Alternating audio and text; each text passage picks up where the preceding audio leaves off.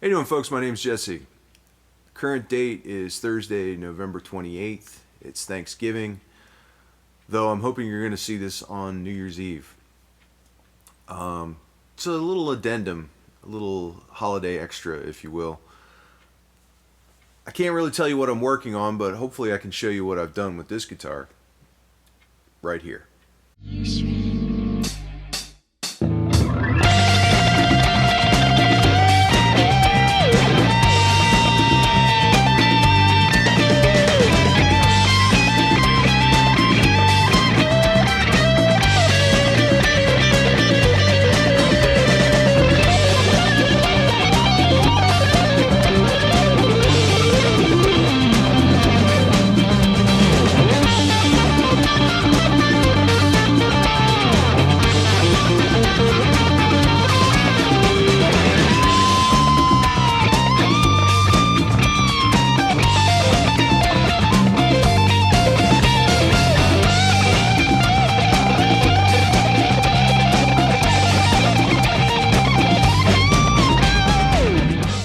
Now, what is this? Well, to be blunt, it's a counterfeit. How did I end up with a counterfeit, though? You would think I would be smarter than that. Don't put that much into that. But it's not how I ended up with this guitar. For years, I was a guitar teacher. And if you talk to any guitar teachers, or any teachers for that matter, hopefully there's that one student they had.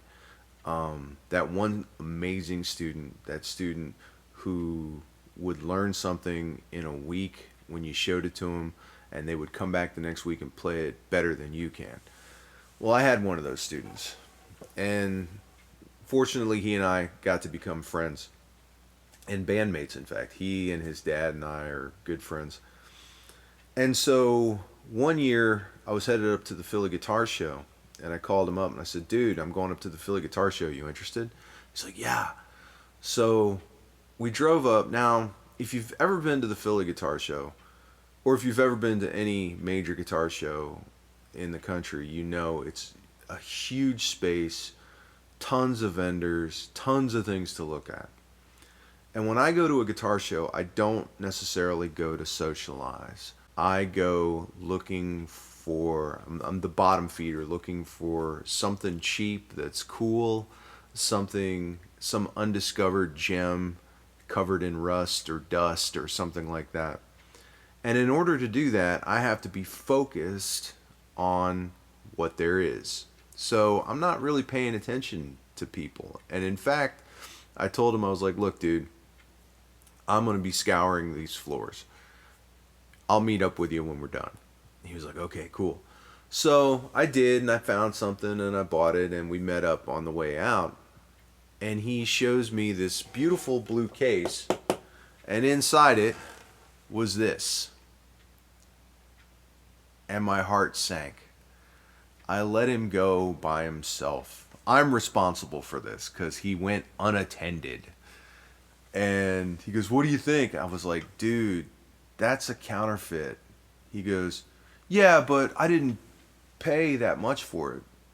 Well, I said, dude, whatever you paid for it is probably too much. And I was right. It's a dog. It really is. So he played it for a while. He tried to make it work. It never really worked for him. One day he gives it to me. He goes, here, I want you to have this.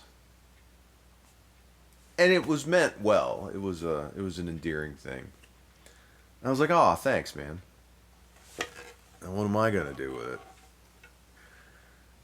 So I said, well, let me see if I can make it playable. So I gave it a fret dressing.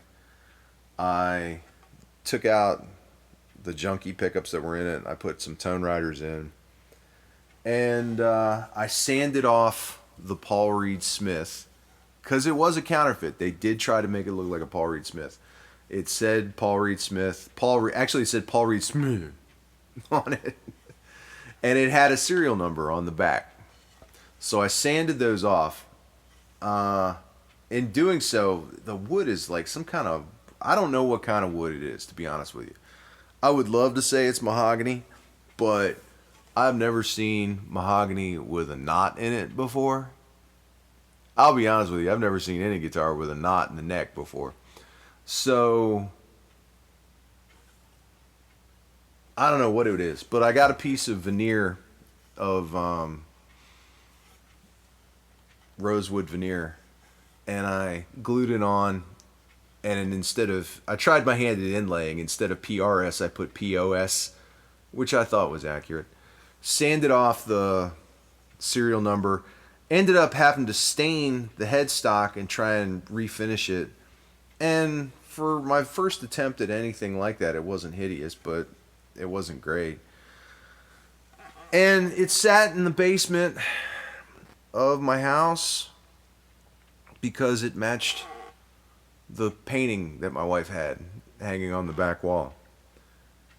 Well, the dehumidifier went out in the basement, and this neck has a pretty wicked back bow in it.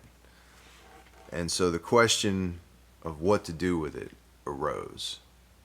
And I think I've got an answer.